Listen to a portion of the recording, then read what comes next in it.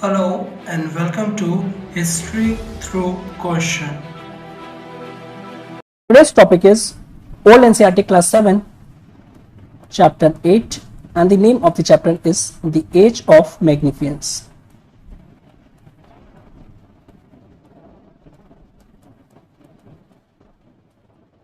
Start करते हैं chapter को। अगर अकबर की जो रेन देखें वो काफी ज्यादा इंपॉर्टेंट थी मुगल डायनेस्टी के लिए। रीजन क्या था? इट इज बिकॉज जो अकबर थे उन्होंने मुगल एम्पायर को कंसोलिडेट किया था और साथ ही साथ उसको ऑर्गेनाइज भी किया था काफी इफिशिएंटली।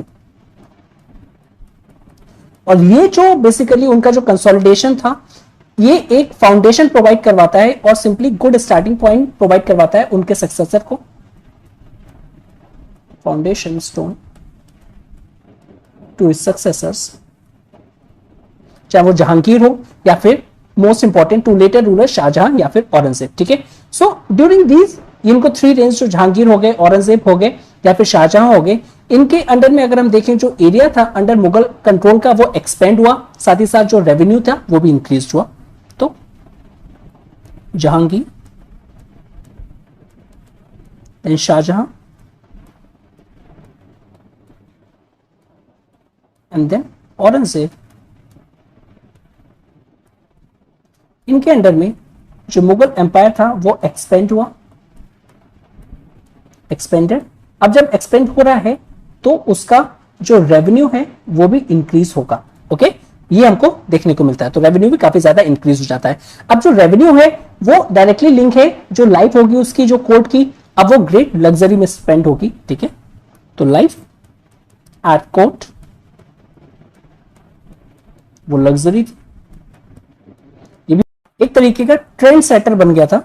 मींस जो वो सेट कर देते थे ट्रेंड, वही ट्रेंड फॉलो होता था वेरियस अदर कोर्स में भी, मींस लोअर कोर्स में भी। ओके, साथ ही साथ इस टाइम के अगर हम सोसाइटी के जो वेरियस लीडर्स थे, तो जो सोसाइटी लीडर्स थे वो सिर्फ रिच ही नहीं थे, मींस जो इकोनॉमी थी वो प्रॉस्पर हो रही थी, तो वो इकोनॉमिकली काफी रिच थे।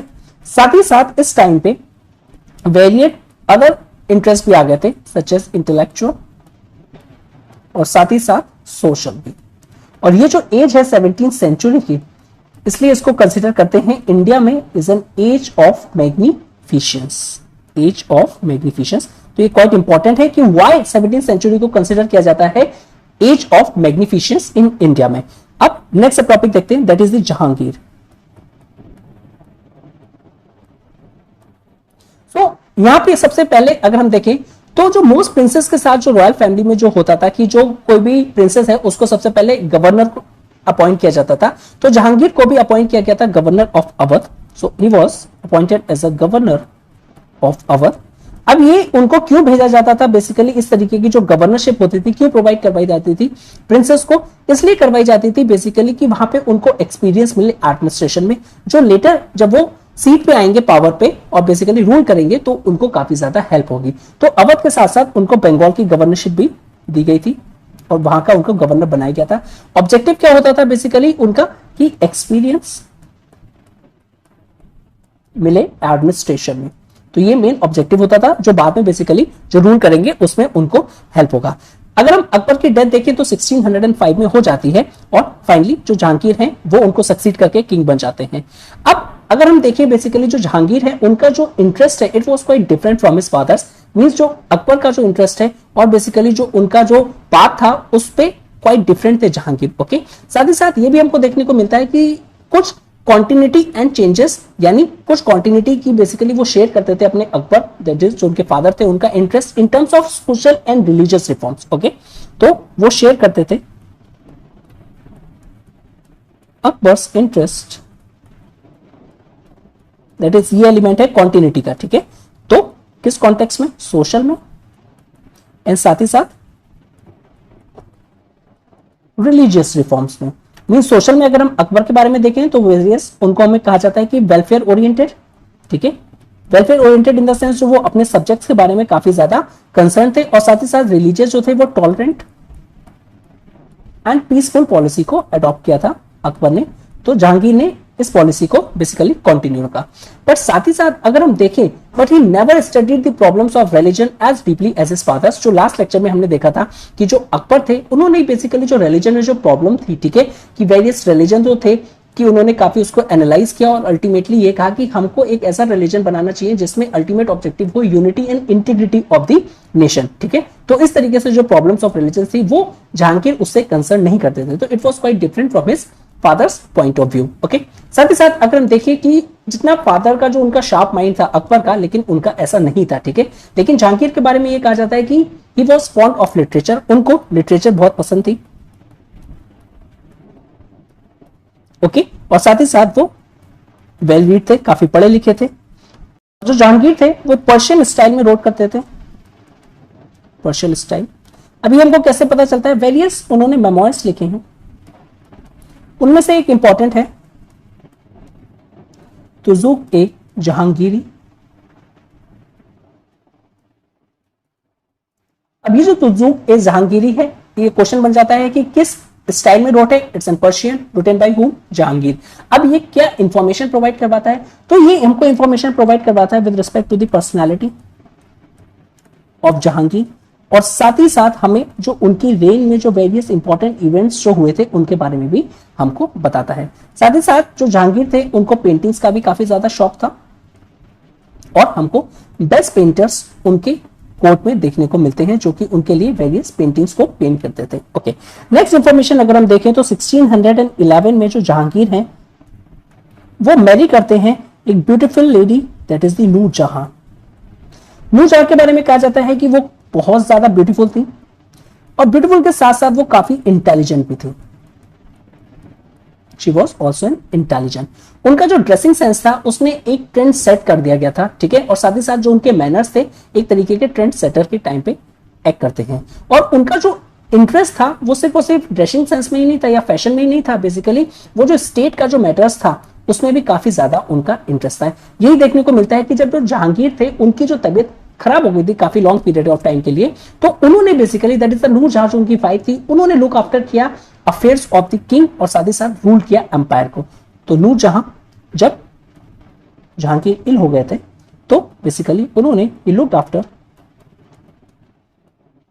द स्टेट अफेयर्स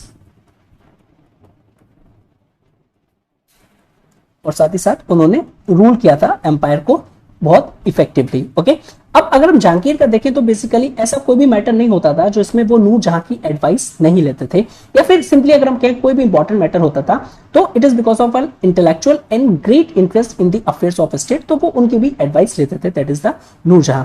फाइनली अगर हम कहें कि जो नूरजहां थी वो इतनी पावरफुल हो गई थी कि बेसिकली उनके कॉइन्स भी हमको देखने को मिलते हैं जो कि jointly in name of Jahangir and Nur Jahan. तो शी वॉज क्वाइट पावरफुल, और हम कॉइन्स को देखने को मिलते हैं ज्वाइंटली जिसमें नेम होगा नूरजहां का और साथ ही जहांगीर का।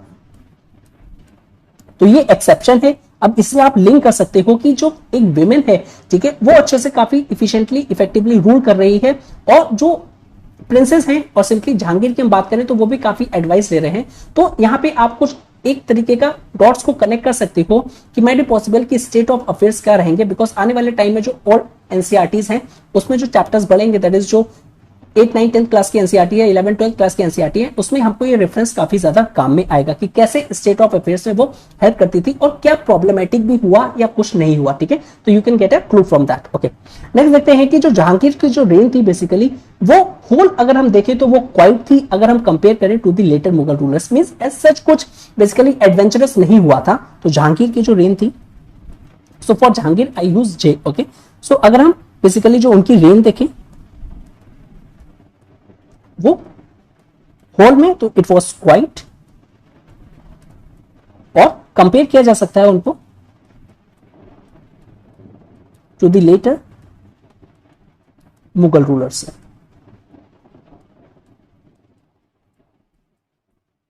ओके, नेक्स्ट देखिए अगर हम, तो ये जो है बेसिकली कैसे इंफेसाइज करेंगे हम या फिर कैसे जस्टिफाई करेंगे कि इनकी जो रेन है बेसिकली वो क्वाइट है। यहां पे हमको ज्यादा कैंपेन्स नहीं देखने को मिलते हैं। साथ ही साथ और नेक्स्ट देखिए जो जहांगीर थे उन्होंने स्ट्रेंथन किया था मुगल कंट्रोल ओवर बंगाल। अब बंगाल पे अच्छा खासा कंट्रोल हो चुका था, नेक्स्ट देखिए, अगर हम जो अर्लियर जो अकबर के टाइम पे जो ट्रबल थी, दैट इज जो राणा ऑफ मेवाड़, राणा ऑफ मेवाड़, अब वो भी उसको सॉर्टेड आउट हो गई थी, ठीक है। और जो जहांगीर थे उन्होंने हिमसेल्फ मैरिड की थी, बेसिकली राजपूत प्रिंसेस थे। तो इस तरीके से हमको कॉन्टिन्यूटी देखने को मिलती है उनकी फादर्स की पॉलिसी में। और वो कौन सी पॉलिसी थी? Exactly that is the matrimonial alliance, जो अकबर की एक great policy with respect to the Rajput, और ये काफी ज्यादा सक्सेसफुल भी हुई थी। ओके, तो यहां पे भी हमको मैट्रिमोनियल अलायंस देखने में मिलते हैं विद राजपूत रॉयल फैमिलीज के साथ। नाउ जहांगीर के अंडर में आर्मी को भी सेंड किया गया था पंजाब हिल्स में, और कांगड़ा को कॉन्कर्ड कर लिया गया था। तो Jahangir send army to the Punjab hills and conquered Kangra. इसके साथ ही साथ जो अहमदनगर का जो फ्रंटियर था, ठीक है, जो प्रॉब्लम क्रिएट कर रहा था, अब उसको भी सॉर्टेड आउट हो गया था। अब इन सारी कैंपेन्स का अगर हम देखें जो वेरियस पार्ट ऑफ इंडिया में उस टाइम पे हो रही थी, ऑल तो ज्यादा नहीं थी लेकिन हाँ कुछ हद तक हो रही थी, तो इसका रिजल्ट क्या हुआ? इसका रिजल्ट ये हुआ कि जो वेरियस स्मॉल जो चीफ स्टेट्स थे या फिर जो अफगान नॉबल्स थे, जिन्होंने अभी तक जो मुगल ओवरलॉर्ड बेसिकली ओवरलॉर्डशिप को एक्सेप्ट नहीं किया था, एक्नॉलेज नहीं किया था, अब वो भी करने लगे थे। तो इस तरीके से हमको ये देखने को मिलता है कि जो एम्पायर था जहांगीर के अंडर में, वो ओवरऑल स्ट्रेंथन होता है। तो अंडर जहांगीर ओवरऑल एम्पायर अगर मैं बात करूं, स्ट्रेंथेंड। ओके, लेकिन ऐसा नहीं है कि बेसिकली जो उनका रूल था फ्री फ्रॉम एनी ट्रबल्स। अब ट्रबल्स आ रहे थे। अब कहां से ट्रबल्स आ रहे थे? जो कांधार का जो एरिया था, जो कि अफगानिस्तान में लोकेटेड है, वो उस टाइम पे जहांगीर के टाइम पे लॉस्ट हो गया था पर्शियंस को। ओके, तो अब ट्रबल्स की बात कर लेते हैं कुछ। तो जो कांधार का रीजन है, that was located in Afghanistan, अब वो लॉस्ट हो गया था पर्शियंस को। अब ये जो सिटी ऑफ कांधार था, इसका जो लॉस थी काफी इंपैक्ट था, बिकॉज इसने इंडियन ट्रेड पे काफी इंपैक्ट किया। इंडियन ट्रेड पे काफी इंपैक्ट किया। रीजन क्या था? ये जो कांधार है, इसके थ्रू जो इंडिया ट्रेड करता था with the western Asia. Okay, साथ ही साथ ये जो कांधार था, इसका जो लॉस इसलिए भी सिग्निफिकेंट था बिकॉज जब ये कांधार कंट्रोल में था अंडर मुगल के, तो वो डिफेंड कर सकते थे इजिली अपने आप को, that is the defend themselves easily against the central and the western Asia. तो इसलिए भी ये जो लॉस था ये काफी ज्यादा सिग्निफिकेंट था। नेक्स्ट अगर हम देखें, जो ट्रबल थी बेसिकली वो जहांगीर को मिली थी अपने सन शाहजहां से, बिकॉज उन्होंने अपने आप को रेबल कर दिया था और अपने आप को पावरफुल करने के लिए वो ऐसे एक्ट कर रहे थे, बेसिकली जो डिफिकल्ट कर रहे थे उनके फादर को, उनको कंट्रोल करने के लिए। ओके, तो नेक्स्ट जो प्रॉब्लम्स आती थी दैट इज दी शाहजहां, वो रेबल्ड हो गए थे। ओके, नेक्स्ट इंपॉर्टेंट जो उनके में प्रॉब्लम थी that is with respect to the Portuguese. अब जो पोर्चुगीज थे बेसिकली वो ट्रेड तो करते ही करते थे, ठीक है। अब जो ट्रेड के साथ साथ वो पायरेसी भी काफी ज्यादा करते थे। अब ये जो पायरेसी करते थे, सिंपली उनका ऑब्जेक्टिव था कि ज्यादा से ज्यादा प्रॉफिट को किया जाए। अब इस and begin attack Indian ships, वो इंडियन शिप्स को अटैक करते थे। समटाइम्स ये भी देखा जाता था कि जो मुगल शिप्स जो होते थे और या फिर जो मुगल गवर्नमेंट से बिलोंग करते थे, उन पे भी वो लोग अटैक कर देते थे और पायरेसी कर देते थे। अब ये जो इंसिडेंट था, इसने काफी ज्यादा एंग्री किया था जहांगीर को, और यही रीजन था जब पोर्चुगीज उनसे ट्रेड कंसेशन मांगने आए कि हम आपके मर्चेंट्स के साथ ट्रेड करना चाहते हैं, तो जहांगीर ने उनको डिसअलाउ कर दिया था, मींस अलाउ नहीं किया था, और सिंपली कहा था जब तक आप ये जो पायरेसी है ये खत्म नहीं करेंगे तब तक हम आपको अलाउ नहीं करेंगे। ऑन दी अदर हैंड अगर इंग्लिश का देखें, जो इंग्लिश थे उन्होंने भी काफी सुन रखा था इंडिया के ट्रेड के बारे में कि वो बहुत ज्यादा प्रॉस्परस है, प्रॉफिटेबल है, ठीक है। साथ ही साथ वो भी ट्रेड करना चाहते थे इंडिया के साथ। लेकिन जो पोर्चुगीज थे वो बेसिकली अच्छे से अटेम्प्ट कर रहे थे कि ये जो इंग्लिश है वो दूर रहे हमारे ट्रेड से, नहीं तो हमको शेयर करना पड़ेगा और मैं भी पॉसिबल कि हमारे लिए एक तरीके की एनिमोसिटी जनरेट हो जाएगी between the Portuguese and English. Now Jahangir के रेन में अगर हम देखें तो इंग्लिश किंग ने सेंड किया था एक ambassador, that is the sir Thomas Roe. तो अंडर जहांगीर इंग्लिश किंग ने सेंड किया था अपने एम्बेसडर जिनका नाम है sir Thomas Roe.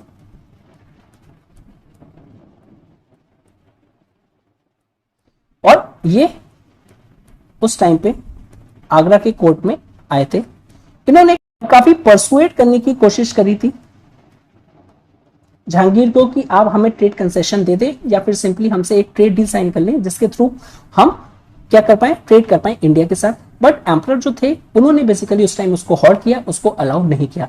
Sir Thomas day जो थे बेसिकली उन्होंने 3 इयर्स स्पेंड किए थे आगरा में, और उन 3 इयर्स के टाइम पे उन्होंने चीजों को एनालाइज किया मुगल कोर्ट में, और एक lively account of his life हमको देखने को मिलता है with respect to the Mughal court.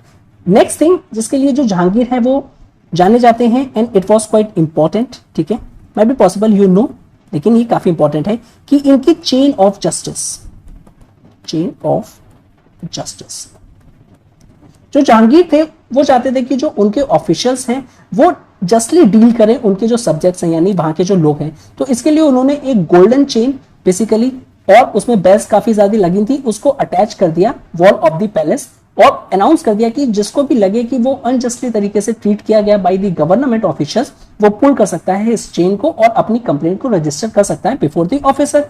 अब ये जो आइडिया था काफी ज्यादा नोबल है, नो डाउट, ठीक है, लेकिन सोच सकते हैं उस टाइम पे बेसिकली किसके पास इतना करेज था कि वो उस चेन को पुल कर सके और कंप्लेन कर सके against an official of the government. तो आइडिया काफी नोबल था, लेकिन आपको इतना याद रखना है चेन ऑफ जस्टिस बेसिकली उसका था क्या कि वो चाहते थे सिंपली जो उनके ऑफिशियल्स हैं जस्टली डील करें उनके सब्जेक्ट्स के, तो इतना इंपॉर्टेंट है। ओके, और क्या उसमें कुछ प्रॉब्लम्स थी ये भी। नेक्स्ट जो मुगल रूलर हैं दैट इज द शाहजहां। अभी जो शाहजहां हैं इनको 2 थिंग्स के लिए इनको काफी ज्यादा याद किया जाता है। First is the Taj Mahal and second is the peacock throne.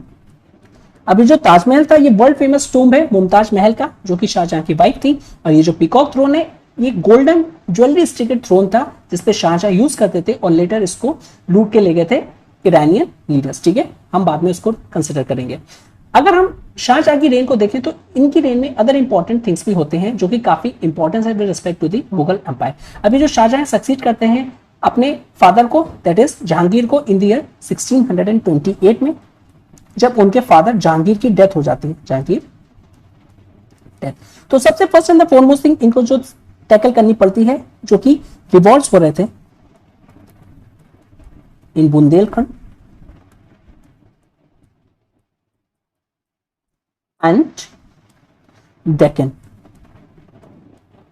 अब ये जो बुंदेलखंड का जो रिवॉल्ट है ये इसको बेसिकली इसमें इनको ज्यादा ट्रबल नहीं होती है और इसको वो टैकल कर लेते हैं, लेकिन जो डेक्कन का था ये काफी ज्यादा डिफिकल्ट हो जाता है हैंडल, और ये एक बिग ट्रबल हो जाता है मुगल्स के लिए, ठीक है।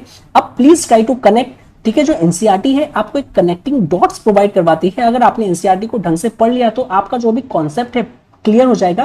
प्लीज ओपन योर माइंड और उसको कनेक्ट करने की कोशिश करो, ठीक है। तो 3-4 चीजें इसमें कनेक्टिंग डॉट्स हैं वो हम देखेंगे, अभी हम देखने वाले हैं, ठीक है। फाइनली नेक्स्ट इन्होंने किंगडम ऑफ अहमदनगर एनेक्स किया। अब मेक श्योर यहां पे जो मैं वर्ड यूज कर रहा हूं एनेक्स, ठीक है, इट इज बिकॉज जो और थे that is the Bijapur and Golconda थे उनको इन्होंने एनेक्स नहीं किया था। बीजापुर एंड गोलकोंडा एनेक्स ना करके इन्होंने एक पीस ट्रीटी साइन करी थी मुगल्स के साथ, ठीक है। इसलिए ये इंपॉर्टेंट हो जाता है कि जो अहमदनगर है उसको एनेक्स किया गया था और बीजापुर और जो गोलकोंडा थे वो सबमिट कर गए थे बेसिकली मुगल्स को, और उन्होंने एक पीस ट्रीटी को साइन कर लिया गया था। अब डेक्कन की जो प्रॉब्लम थी अभी भी इंटैक्ट थी, यही रीजन था शाहजहां ने अपने सन औरंगजेब को एज अ गवर्नर अपॉइंट किया डेक्कन का, कि जाइए डेक्कन में जो जो प्रॉब्लम्स आ रही है उनके सॉल्यूशन फाइंड करिए। और औरंगजेब ने भी एज ए गवर्नर काफी ज्यादा हार्ड ट्राई किया था एनेक्स करने का डेक्कन के किंगडम्स को, लेकिन वो कर नहीं पाए थे और सिंपली वो सक्सीड नहीं हो पाए थे, ठीक है। अब मैंने आपसे कनेक्टिंग डॉट्स की बात करी थी।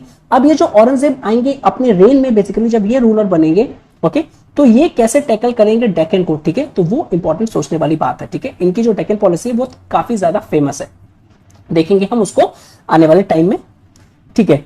नेक्स्ट जो चीज थी उसके टाइम पे एक और प्रिंसिपैलिटी, और सिंपली अगर मैं कहूं कि बेसिकली एक और ग्रुप उनको डिफाई करने लगा था मुगल्स को, और वो थे मराठास।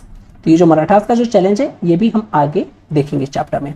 अब डेक्कन उन्होंने छोड़ दिया था, औरंगजेब पे गवर्नर अपॉइंट कर दिया था, और जो अपना जो बेसिकली जो फोकस था वो नॉर्थ वेस्ट में लगा दिया था, नॉर्थ वेस्ट में लगा दिया था। बेसिकली उन्होंने अपनी आर्मीज को सेंड किया बाल्क में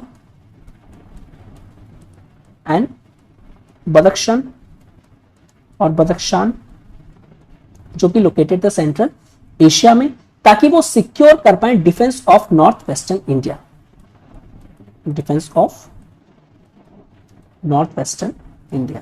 because earlier already connecting dot की कांधार बेसिकली लूज कर ही चुके थे हम लोग जहांगीर की रेन में। अब जो शाहजहां थे वो चाहते थे कि कांधार को दोबारा से ऑक्यूपाई करके एक तरीके का डिफेंस को स्ट्रेंथन किया जाए नॉर्थ वेस्टर्न इंडिया का। तो इन्होंने इसके लिए 3 टाइम्स ट्राई किया था शाहजहां ने। फर्स्ट टाइम उन्होंने कांधार को रिकवर कर लिया था from the Iranians. Second time फिर से लॉस्ट हो गया था टू द इरानियंस को। और थर्ड टाइम उन्होंने काफी ज्यादा बेसिकली स्ट्रगल किया था कि कैसे उसको दोबारा रिकवर किया जाए और थर्ड टाइम रिकवर किया जाए, लेकिन वो सक्सेसफुल नहीं हो पाए। तो उन्होंने इस अटेम्प्ट को एंड अप कर दिया था, उसके बाद उन्होंने अटेम्प्ट नहीं किया था। तो फाइनली जो नॉर्थ वेस्ट में जो डिफेंस का जो बेसिकली बनाना चाहते थे वो एस्टैब्लिश नहीं हो पाया था और सिंपली जो हम कांधार के उसको रिकवर नहीं कर पाए थे। शाहजहां एक और ट्रबल फेस करते हैं with respect to the Portuguese. Jahangir के टाइम पे क्या था, जहांगीर के टाइम पे बेसिकली क्या था कि ये लोग काफी ज्यादा पायरेसी कर रहे थे, ठीक है, और पायरेसी इंपैक्ट भी करने लगे थे मुगल्स को, बिकॉज उनके शिप्स पे भी अटैक कर देते थे। इस टाइम जो पोर्चुगीज थे उन्होंने सेटलमेंट बना लिया था हुगली पे, सेटलमेंट एट हुगली। लेकिन इस टाइम पे जो शाहजहां थे अब उन्होंने बेसिकली एक एक्सट्रीम स्टेप लिया, ठीक है, और ये जो उन्होंने बेस बनाया था हुगली का, यहां से वो पायरेसी करते थे इन बे ऑफ बंगाल में। लेकिन ये टॉलरेबल नहीं था मुगल एम्परर को, दैट इज शाहजहां। तो उन्होंने आर्मीज को भेजा, क्लियर किया यहाँ पे हुगली को, और साथ ही साथ जो उनकी आर्मीज थी फर्दर उन्होंने एक्सटेंड किया नॉर्थ ईस्ट वर्ड और एनेक्स किया ताकि फर्दर ऐसी कोई प्रॉब्लम ना आए। एनेक्स किया रीजन्स ऑफ कामरूपा जो कि लोकेटेड है आसाम में।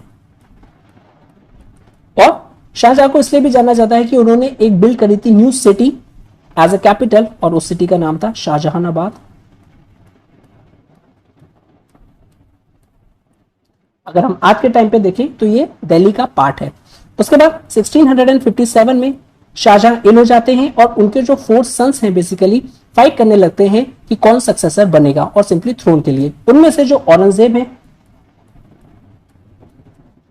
ही बिकेम द विक्टोरियस, और उन्होंने बेसिकली पावर में आते ही अपने फादर को प्रिजन में डाल दिया था जो कि था फोर्ट ऑफ आगरा में, जहां से वो जहां जो थे वो देखते थे ताज को, ठीक है, और अपनी वाइफ को याद करते थे मुमताज महल को। और फाइनली उनकी डेथ होती है 1666 में और उनको बरी किया जाता है उनकी वाइफ के साथ, ठीक है, ताज महल में। तो फाइनली जो जहां और शाहजहां जो थे was died in the year 1666 और उनको बरी किया जाता है along with his wife in Taj Mahal. Next Mughal empire Aurangzeb. अब इन्होंने सक्सेसफुली डिफीट कर दिए थे अपने सारे ब्रदर्स को और फाइनली पावर में आ गए थे। ये जो आए थे इन द ईयर 1658 में।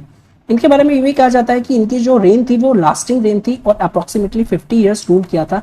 लेकिन ये जो 50 ईयर्स का रूल था इसमें बहुत ज्यादा इनको ट्रबल्स फेस करनी पड़ी थी। और औरंगजेब की ही रेन में ये कंसिडर किया जाता है कि इस टाइम पे जो एम्पायर था वो लार्जेस्ट था। ओके, तो empire was at the largest under Aurangzeb and simply अगर कंसिडर किया जाए तो he rule over nearly the whole of the India. लेकिन साथ ही साथ इनकी रेन में हमको वेरियस चेंजेस देखने को मिलते हैं, वेरियस चेंजेस। अब ये जो वेरियस चेंजेस हैं ये है बेसिकली गवर्निंग सिस्टम में और सिस्टम ऑफ गवर्निंग कुछ भी कह सकते हैं। मुगल एडमिनिस्ट्रेशन जो था कहीं से भी जो अकबर के टाइम पे था उस टाइम नहीं था, काफी ज्यादा चेंजेस इसमें आ गए थे।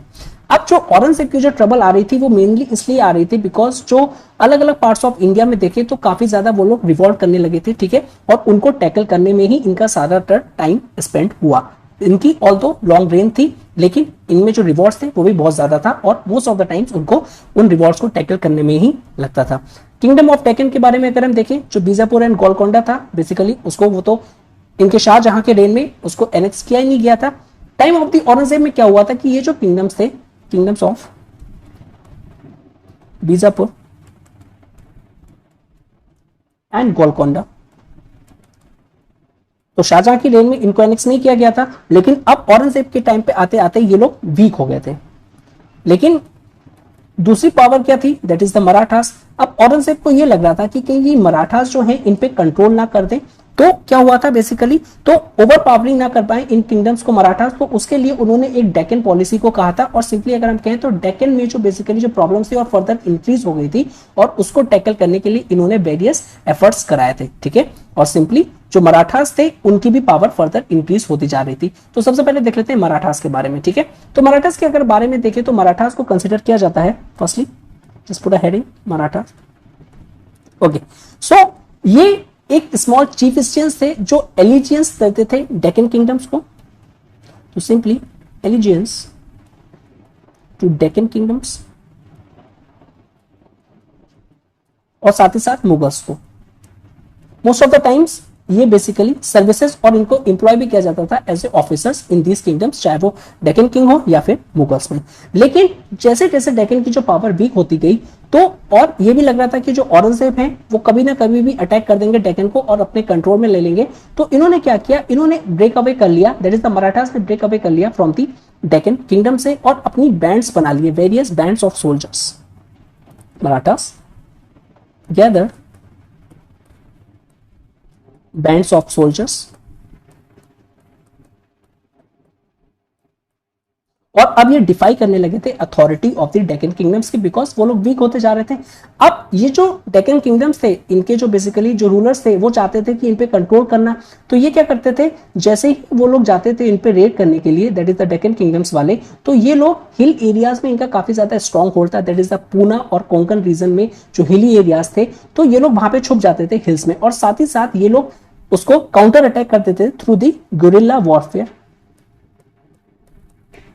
गुरिल्ला वॉरफेयर, जिसमें ये लोग काफी ज्यादा बेसिकली एक तरीके से कहा जाए तो काफी अच्छा कमांड था इन पे गुरिल्ला वॉरफेयर का, ओके। और ये सक्सीड हो जाते थे हैरेस करने में, चाहे वो डेक्कन किंगडम हो या फिर इवन मुगल आर्मीज भी इनको टैकल करने के लिए जाती थी। तो इसी तरीके का ये वॉरफेयर यूज करके उनको भी ह्यूमिलिएट करते थे और हैरेस करते थे। अब ग्रेजुअली जो मराठास थे वो काफी ज्यादा स्ट्रॉन्ग हो गए थे कि ये इवन डिफाई कर पाए कि लोकल किंगडम्स को ही नहीं, इवन मुगल्स को भी अब ये डिफाई करने लगे थे। मोस्ट इंपॉर्टेंट रूलर्स अगर हम मराठा में देखें, दैट इज द शिवाजी। जो शिवाजी थे उनको कंसिडर किया जाता है कि मोस्ट इंपॉर्टेंट रूलर और पावरफुल रूलर जो कि मराठास में थे। इनके फादर के बारे में अगर हम देखें तो वो कंसिडर किया जाता है कि वो फ्यूडेटरी थे बीजापुर के, और उन्होंने सर्व किया था बीजापुर आर्मी में। बट शिवाजी थे वो काफी ज्यादा एम्बियस थे, और जैसे जैसे वो देख रहे थे कि जो डेक्कन के जो किंगडम थे, स्पेशली अगर हम बात करें बीजापुर की, जैसे जैसे वो वीक हो रहे हैं, तो उन्होंने अपनी इंडिपेंडेंस को असर्ट कर दिया था, दैट इज द शिवाजी ने, ओके। और जो बेसिकली जो किंग ऑफ बीजापुर थे, उन्होंने अपने पर्सनल अफजल खान को भी भेजा था अगेंस्ट हिम, लेकिन शिवाजी ने उसको भी किल कर दिया था। तो हम कंसिडर कर सकते हैं कि जो बीजापुर के जो रूलर थे, उन्होंने अफजल खान को भेजा था कि ये लोग जो इंडिपेंडेंस इन्होंने असर्ट कर ली है, ठीक है, हमसे, इनको क्या करो, आप कंट्रोल करो, लेकिन शिवाजी ने उनको किल कर दिया था, ओके। उस टाइम पे जो औरंगजेब थे, अब उनको लग रहा था कि ये जो शिवाजी के अंडर में जो मराठा की पावर है और बढ़ती जा रही है, तो उन्होंने भी जय सिंह को भेजा था। तो औरंगजेब ऑल्सो सेंट जय सिंह कि जाइए आप उनसे बात करिए जाके कि हम, बट शिवाजी जो थे इनके मैनर्स काफी इंडिपेंडेंट थे, और ये जब इन इंडिपेंडेंट मैनर्स के साथ में औरंगजेब के सामने पहुंचे तो औरंगजेब को ये पसंद नहीं आया, और औरंगजेब ने ऑर्डर दे दिया इनके इम्प्रिजनमेंट का। अब ये काफी एक सेटबैक था शिवाजी के लिए भी और मराठास के लिए भी, लेकिन शिवाजी समहाउ काफी ज्यादा क्लेवर थे, उन्होंने वहां से एस्केप कर लिया प्रिजन से, और ये काफी हैरेस फील किया था मुगल्स ने। और जब वो वापस आ गए थे तो उन्होंने अपने आप को, दैट इज शिवाजी ने अपने आप को डिक्लेयर कर दिया था कि अब वो एक इंडिपेंडेंट रूलर है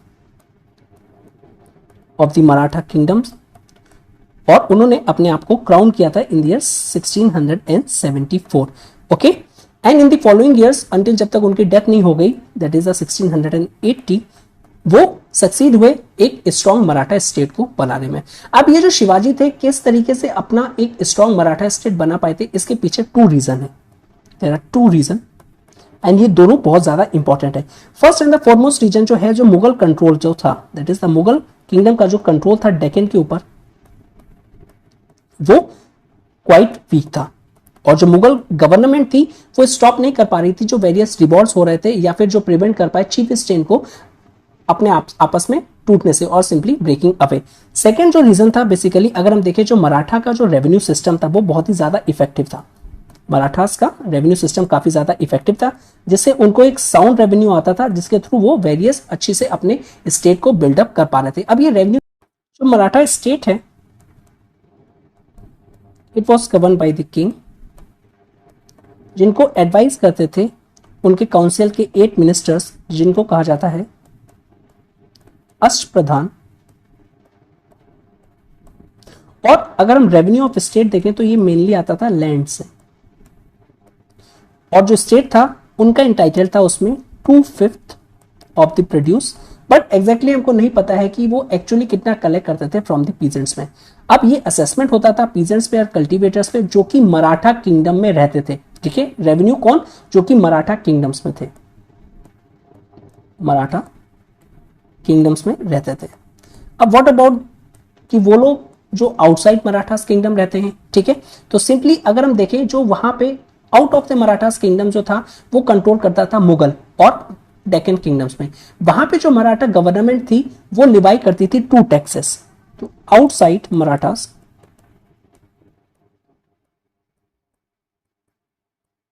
kingdom they levied taxes and it was quite important, और डेडिकेटली मैंने टॉप वीडियो बनाया हुआ है उस पर, सरदेश मुखी एंड चौथ पे। एक होता है चौथ। अब चौथ का ये कहा जाता है कि ये होता था 1/4 ऑफ द टोटल रेवेन्यू जो कि पेड किया जाता था मुगल गवर्नमेंट को या फिर डेक्कन किंगडम्स को। तो 1/4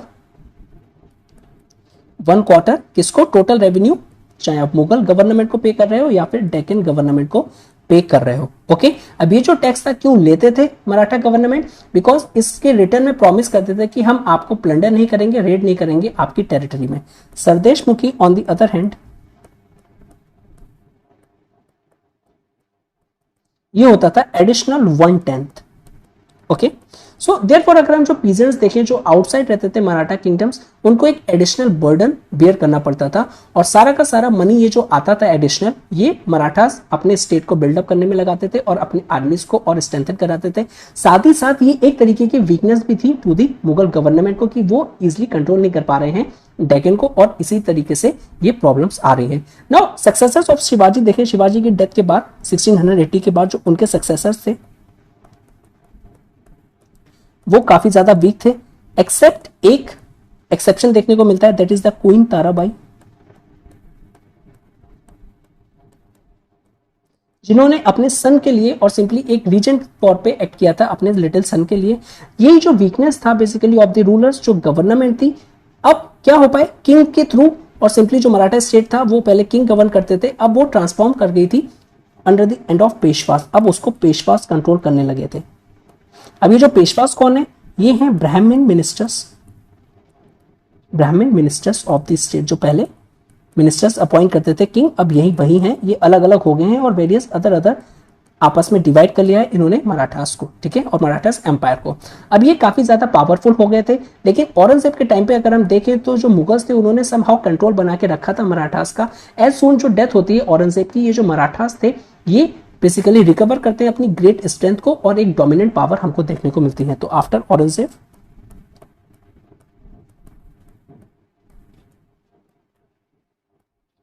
मराठास जो हैं इनकी पावर काफी ज्यादा इंक्रीज होती है और एक डोमिनेंट पावर बनते हैं ये इंडिया में। नाउ नेक्स्ट टॉपिक अगर हम देखें, that is the other rewards in the Mughal empire. ये तो मेजर रिवॉर्ड्स हो गए, लेकिन अदर रिवॉर्ड्स भी हम देख लेते हैं इन द मुगल एम्पायर में। Other rewards in the Mughal empire, तो मैनी रिबेलियन हो गए थे during the reign of Aurangzeb, और उनका जो 50 इयर्स की जो रेन थी उसमें से एक लार्जेस्ट टाइम पीरियड अगर हम देखें तो इन रेन्स को और सिंपली इन रेबेलियस एलिमेंट्स को काउंटर करने में ही निकल गया था। नाउ सारे के सारे अगर हम देखें ये जो रेबेलियन थे सिर्फ और सिर्फ चीफ स्टेट से और रूलर से नहीं आ रहे थे, बेसिकली सम पीजेंट्स से भी थे, ठीक है ना, such as Jats of Mathura जो हो गए थे, वो डिस्ट्रिक्ट वहां पर जो मथुरा डिस्ट्रिक्ट थी वहां पे वो रेबल कर गए थे, बिकॉज जो पीजेंट्स थे वो कंप्लेन कर रहे थे कि ये जो टैक्स था प्रोड्यूस पे ये काफी ज्यादा है। ओके, तो अगर हम देखें तो चीफ स्टेट और जो बेसिकली जो रूलर्स थे वो हमने देख लिया अभी तक, लेकिन अब साथ ही साथ पीजेंट्स रिवॉर्ड्स भी आ रहे हैं, पीजेंट्स रिवॉर्ड्स, और ये सबसे पहले कहां से आ रहा है, that is the Jats of Mathura, और ये रिवॉर्ड्स आ क्यों रहा है? It is because of taxes increase हो गए थे। अर्लियर अगर हम अकबर के टाइम पे देखें तो ये यूजली 1/3 थे, लेकिन अब क्या हो गया, 1/2 हो गए, दैट इज सॉरी हाफ हो गए, ठीक है। तो ये इंक्रीज कर दिया गया था। अब ये काफी ज्यादा हैवी था बेसिकली उनके लिए बियर करना, ठीक है। और अगर हम जो औरंगजेब देखें, उन्होंने रिड्यूस नहीं किया था इन टैक्सेस को। बेसिकली वो क्या चाहते थे, वो ज्यादा से ज्यादा पैसा चाहते थे, बिकॉज ये जो कैंपेन्स वो कर रहे थे या जो रिबेलियस एक्टिविटीज थी उनको कब करने में उनको काफी ज्यादा रेवेन्यू की जरूरत थी, ताकि वो मेंटेन कर पाए आर्मीज और उसके थ्रू वो काउंटर कर पाए रेबेलियस एलिमेंट्स जो कि ऑल ओवर हमको एम्पायर में देखने को मिलते हैं। नाउ जो मुगल आर्मीज थे बेसिकली अब वो फुल्ली इन्वॉल्व थे इन दी डेक्कन में। साथ ही साथ जो उनकी कैंपेन थी अगेंस्ट बीजापुर एंड गोलकोंडा वो चलती जा रही थी। सिंपली अगर उन्होंने सोचा था कि ये एक शॉर्ट एंटरप्राइजेस है कि शॉर्ट टाइम पे हम इसको काउंटर कर लेंगे, लेकिन ऐसा हुआ नहीं था। फाइनली ये जो बीजापुर एंड जो गोलकोंडा है ये एनेक्स होता है in the year, Bijapur annex होता है 1686 में, एंड जो गोलकोंडा है ये एनेक्स होता है 1687 में। बट मीनवाइल जो औरंगजेब थे बेसिकली अब एक और प्रॉब्लम आ जाती है उनको कि अब वो राजपूत जो थे और Rajput rulers of Mewar and जो मारवाड़ थे वो 2 मेजर किंगडम्स थे, अब वहां से कॉन्फ्लिक्ट आने लगते हैं और सिंपली औरंगजेब के साथ स्टार्ट हो जाते हैं। तो एक पावर बीजापुर एंड गोलकोंडा हो गई, एनेक्स हो गया उसको। अब साथ ही साथ दूसरी powers that is the rulers of Mewar and Marwar, अब वो कॉन्फ्लिक्ट में आ जाते हैं विद दी औरंगजेब। तो एक चैलेंजेस खत्म हुआ, एक ट्रबल खत्म हुई और दूसरी ट्रबल आ गई, ठीक है।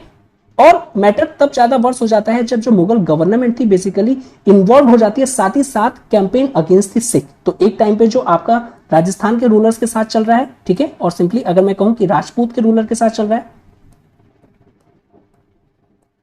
और दूसरे टाइम पे आपने एक कैंपेन और सिंपली एक फ्रंट और ओपन कर लिया अगेंस्ट द सिख।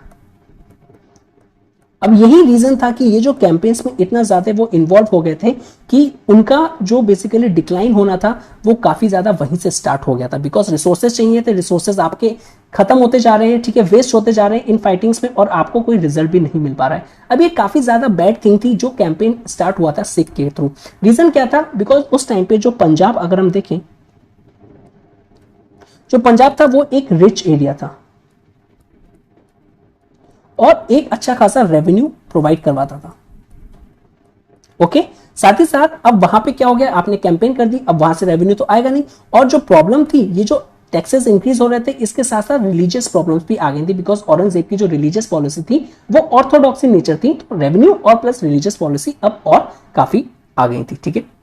नेक्स्ट हम देख लेते हैं थोड़ा सिख्स के बारे में। तो सिख के बारे में अगर हम देखें तो जो सिख्स थे वो फॉलोअर थे गुरु नानक के, जो फाउंडर माने जाते हैं सिखिज्म के, ठीक है, और डिवोटी थे न्यू रिलीजन के जो कि गुरु नानक प्रीच करते थे। एंड बाय 17th सेंचुरी जो सिखिज्म था एक तरीके का जो रिलीजन था वहां पे अडॉप्ट किया वायरियस जो पीजेंट्स और जो आर्टिजन्स थे पंजाब के रीजन में, ठीक है। 17th सेंचुरी में सिखिज्म पॉपुलर हुआ था। अब जो गुरु नानक उनको सक्सीड किया था 9 गुरुज ने।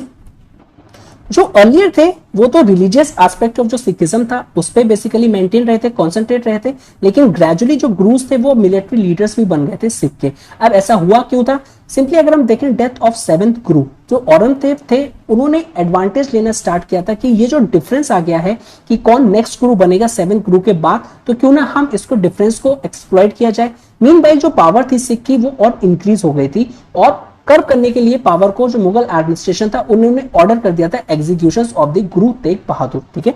तो मुगल एडमिनिस्ट्रेशन ने सिख्स की पावर को और ना बढ़ने के लिए और सिंपली कर्व करने के लिए एग्जीक्यूशन का ऑर्डर दे दिया था गुरु तेग बहादुर का, और ये दिया था उन्होंने 1675। अब ऑब्वियसली ये तो नेचुरल है कि ये जो सिख्स होंगे ये काफी ज्यादा एंग्री हो जाएंगे। सो इनके जो 10th गुरु थे that is the Govind Singh, इन्होंने कहा था ये जो मुगल की जो प्रॉब्लम है ये काफी ज्यादा बढ़ती जा रही है, ये हम पे बेसिकली अटैक्स करते जा रहे हैं, ठीक है। तो उसके लिए उन्होंने क्या किया था कि उन्होंने ऑर्गेनाइज करना स्टार्ट कर दिया था सिख को एज अ सोल्जर और प्रिपेयर किया था कि अगर कोई बैटल हो जाती है अगेंस्ट द मुगल आर्मीज तो आप लोग उसको फाइट करेंगे। और इसलिए इन्होंने जो सिख्स को था एक खालसा में कन्वर्ट कर दिया था। खालसा का अगर हम लिटरल मीनिंग देखें तो आता है प्योर, और वैसे जो खालसा टर्म है उसको कंसिडर करेंगे हम एक fighting group. fighting group under the leadership of Govind Singh. In addition, जो सोल्जर्स थे अफगानिस्तान से भी रिक्रूट किए जाते थे इन सिख आर्मीज में, तो टोटली सिर्फ पंजाब से ही नहीं लेकिन साथ ही साथ अफगानिस्तान से भी रिक्रूट किए जाते थे। और अगर हम इनको कंपेयर करें थोड़ा मराठास से, ठीक है, तो देखते हैं थोड़ा कंपैरिजन। अगर हम मराठास को इनको कंपेयर करें तो हमको ये देखने को मिलता है जो सिख्स थे ये भी कैरी करते हैं रेड्स इन वेरियस प्लेसेस। क्यों करते हैं रेड्स? बिकॉज इनको रेवेन्यू चाहिए अपने आप को स्ट्रॉन्ग करने के लिए, ठीक है ना। लेकिन साथ ही साथ जैसे मराठास ने अपने आप को एक एस्टैब्लिश इंडिपेंडेंट स्टेट में एस्टैब्लिश कर लिया था, ये सिख्स के साथ नहीं हो पाता है। तो Sikh not able to establish themselves as an independent state.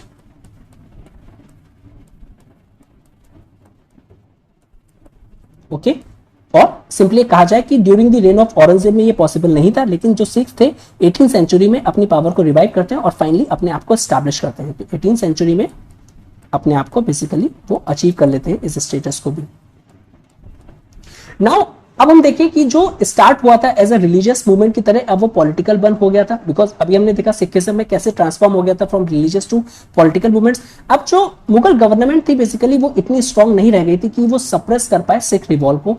फिर 18th सेंचुरी में जो मुगल्स थे वो काफी ज्यादा वीक हो गए थे और जो एवरीवन बेसिकली देखे जो इनकी टेरिटरीज को अर्लियर मुगल ने कंट्रोल कर रखा था वो अपनी अपनी टेरिटरीज में इंडिपेंडेंट होने लगे थे।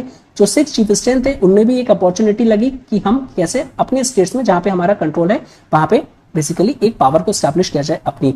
अब औरंगजेब की जो प्रॉब्लम्स थी ये तो हमने अभी देख लिया, अब पोर्चुगीज और इंग्लिश के साथ भी थी। So Aurangzeb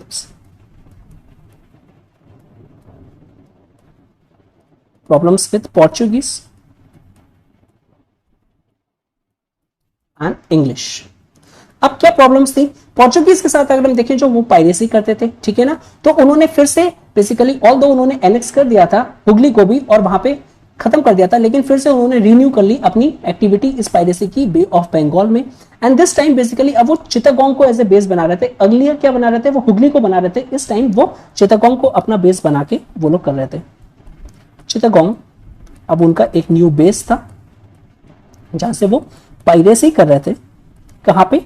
in the region bay of Bengal में, ठीक है। और ये काफी ज्यादा इंपॉर्टेंट हो रहा था। अब इनकी जो आर्मीज थी ऑल्दो सक्सेसफुल हो गई थी, ना सिर्फ चित्तगोंग को और साथ ही साथ इन्होंने एनेक्स कर लिया था ईस्टर्न पार्ट ऑफ बंगाल को भी। वेस्टर्न कोस्ट में अगर हम इंडिया में देखें तो इस टाइम जो इंग्लिश थे वो भी अब जो पायरेसी करना स्टार्ट कर दिया था, बिकॉज वहां पे कंसेशंस मिल नहीं रहे थे।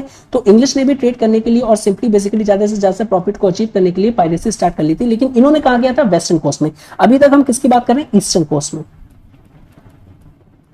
ईस्टर्न कोस्ट में। और English on the other hand अगर हम देखें तो वहां पे वो लोग वेस्टर्न कोस्ट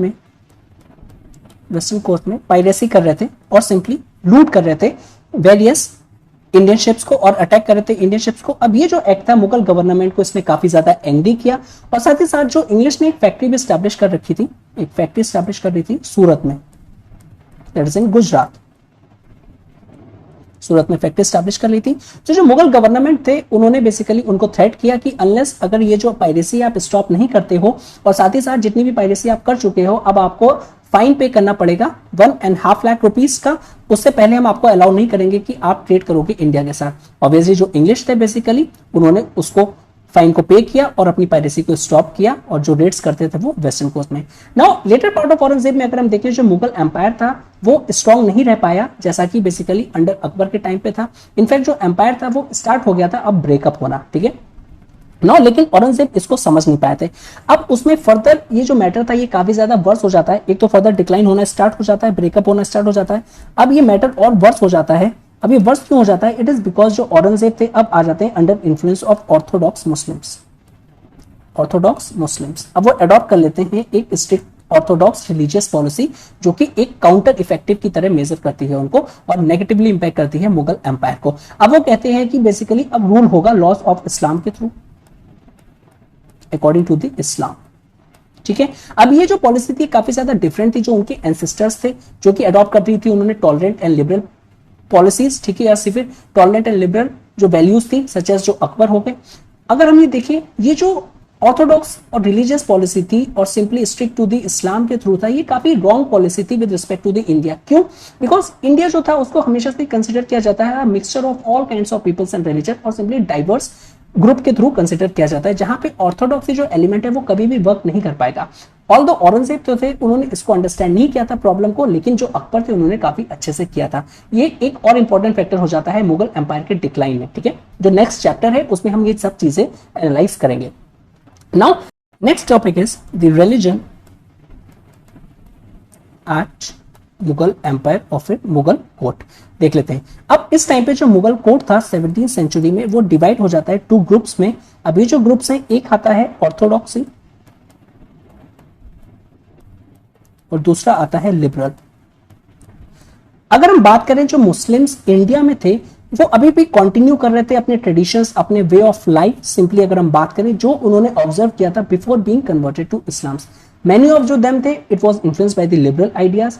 और जो लिबरल मुस्लिम्स थे बेसिकली उन्होंने कंटिन्यू किया था जो भी ट्रेडिशंस एस्टैब्लिश किए थे अकबर ने। ठीक है, अभी भी वो लोग उसको कंटिन्यू कर रहे थे और वो चाहते थे कि जो अकबर जिस तरीके से जो रिलीजियस की पॉलिसी ने अडॉप्ट किया था और जो रिफॉर्म्स लेके आए थे वही कंटिन्यू रहे। ये ऑर्थोडॉक्सी के एलिमेंट्स को नहीं चाहते थे। नाउ अगर हम मोस्ट पॉपुलर लिबरल्स को देखें तो उनमें से नाम आता है सबसे पहले यंग प्रिंस दारा शिकोहा का। Dara शिकोहा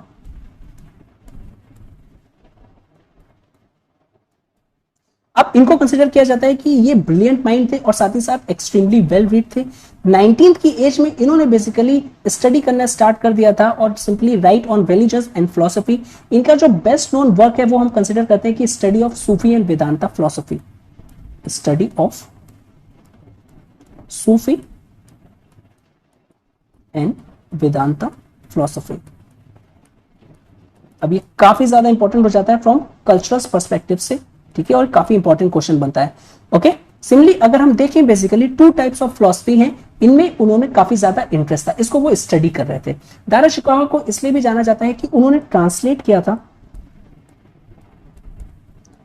Upanishads in Persian. Upanishads in Persian में, और ये इन्होंने किया था इन द ईयर 1657। अब इसका जो ट्रांसलेशन था वेरियस इसको रीट्रांसलेट किया गया था लैटिन में इन द ईयर 1801। उसके बाद जाके जो उपनिषद थे बेसिकली जो यूरोपियन फिलोसफर्स उसको रीड कर पाए थे। अनफॉर्चुनेटली जो दारा शिकोहा थे कि वो काफी ज्यादा लिबरल थे, ब्रिलियंट माइंडेड थे, लेकिन वो फाइट में किल हो गए थे बेसिकली थ्रोन के लिए। ठीक है, उनके और उनके ब्रदर्स और औरंगजेब के बीच में। ओके, नेक्स्ट ऑर्थोडॉक्स देखते हैं कि जो लीडर थे ऑर्थोडॉक्स मुस्लिम के वो थे दैट इज शेख अहमद सरहिंदी। शेख अहमद सरहिंदी ये लिव करते थे during the reign of Akbar and Jahangir. साथ ही साथ ये एक ब्रिलियंट माइंड था और एक इंप्रेसिव टीचर थे। इनकी जो टीचिंग थी इसने इन्फ्लुएंस किया था काफी लोगों को जो कोर्ट में थे। ओके, इनके लाइफ में भी और साथ ही साथ इनके मरने के बाद में भी। और इन्होंने एस्टैब्लिश किया था एक सेंटर जहां पे इनके वेरियस डिसाइपल्स और जो पीपल्स थे कंटिन्यू किया था उनका वर्क जो इन्होंने स्टार्ट किया था। लेकिन ये काफी ज्यादा ऑर्थोडॉक्स मुस्लिम थे, देयर इज नो डाउट। और जो औरंगजेब थे वो सिंसियर थे इन हिज रिलीजियस बिलीफ्स में। ठीक है, और जो औरंगजेब थे बेसिकली वो इतने ज्यादा एग्रेसिव हो गए थे विद रिस्पेक्ट टू रिलीजन और सिंपली अगर मैं कहूं कि ऑर्थोडॉक्सी एलिमेंट से कि वो काफी ज्यादा अपसेट भी हो जाते थे अगर वो कुछ लग्जरी देख लेते at the court of basically Mughals में। ठीक है, मुगल कोर्ट में कुछ देख लेते थे कुछ लग्जरी का एलिमेंट तो काफी ज्यादा वो अपसेट हो जाते थे। वो सिंपली चाहते थे कि एक सिंपल लाइफ हो जो कि डिवोट हो टू द रिलीजन। तो he wanted simple life or which in turn devoted to religion, that is the Islam। तो ये वो चाहते थे। और अगर हम कहें तो ये और अनपॉपुलर जब हो गए जब इन्होंने रीइंट्रोड्यूस कर दिया जजिया। तो औरंगजेब रीइंट्रोड्यूस्ड जजिया। अब ये जजिया क्या है? सिंपली अगर हम कहें तो ये पोल टैक्स है। पोल टैक्स जो कि अप्लीकेबल होता था नॉन मुस्लिम्स में उनको आपको टैक्स देना पड़ता था। ठीक है, नाउ अब ये जो था बेसिकली और साथ ही साथ इनकी जो ऑर्थोडॉक्स पॉलिसी थी और ऑर्थोडॉक्स जो एलिमेंट्स थे या जो मुस्लिम ग्रुप्स थे उनको अपीज करने के लिए इन्होंने वेरियस टेम्पल्स का डिस्ट्रक्शन भी किया था। इन्होंने ऑर्डर किया था जो वेरियस टेम्पल्स हैं उनको भी डिस्ट्रॉय किया जाए। अब ये रियलाइज नहीं कर पाए और सिंपली ये जो इनकी पॉलिसी थी that is the Orthodox religious की, ये काफी ज्यादा फेल्ड हुई और एक इंपॉर्टेंट रोल प्ले करती है in the decline of Mughal empire. Because what इन्होंने रियलाइज क्या नहीं किया था कि जो किंग है उसका ये जॉब होना चाहिए कि वो रूल कर पाए इफिशियंटली, ठीक है, और ये जो रिलीजन है उसमें वो इंटरफेरेंस ना करे। और सिंपली अगर हम कहें तो religion should not be allowed to interference with the government, state का इंटरफेरेंस नहीं होना चाहिए। जो ये रिलीजन है ये एक तरीके का प्राइवेट एंटरप्राइज होना चाहिए। और सिंपली जो वेरियस अदर जो इनसे पहले लीडर्स थे, टॉलरेंट एंड जो लिबरल रूलर्स थे बेसिकली, चाहे वो अकबर हो, उनके थ्रू इन्होंने नहीं सोचा और यही रीजन था। ये काफी ज्यादा एक ड्रॉबैक बन जाता है और डिक्लाइन का एक एलिमेंट बन जाता है under the Mughal empire. Next सब टॉपिक इज रेवेन्यू। सो अगर हम जहांगीर के ऑनवर्ड्स देखें इन दी 17th सेंचुरी में, तो एक तरीके का वो ट्रेंड हो गया था कि जो लाइफ है उसको लग्जरी में स्पेंड करना और ज्यादा से ज्यादा वेल्थ को एक्यूमुलेट करना। इवन जो नोबल्स थे और हाई ऑफिशियल्स जो थे, नोबल्स प्लस हाई ऑफिशियल्स, वो भी पैलेसेस में रहते थे बड़े बड़े, ठीक है, फाइनेस्ट ऑफ द क्लोथ पहनते थे, वेरियस ज्वेलरी पहनते थे और साथ ही साथ म्यूजिशियंस एंड सिंगर्स को भी कोर्ट में एंटरटेन करते थे। नाउ जो मुगल कोर्ट था वो इटसेल्फ एक सिंबल बन चुका था पॉम्प एंड लग्जरी का। तो Mughal court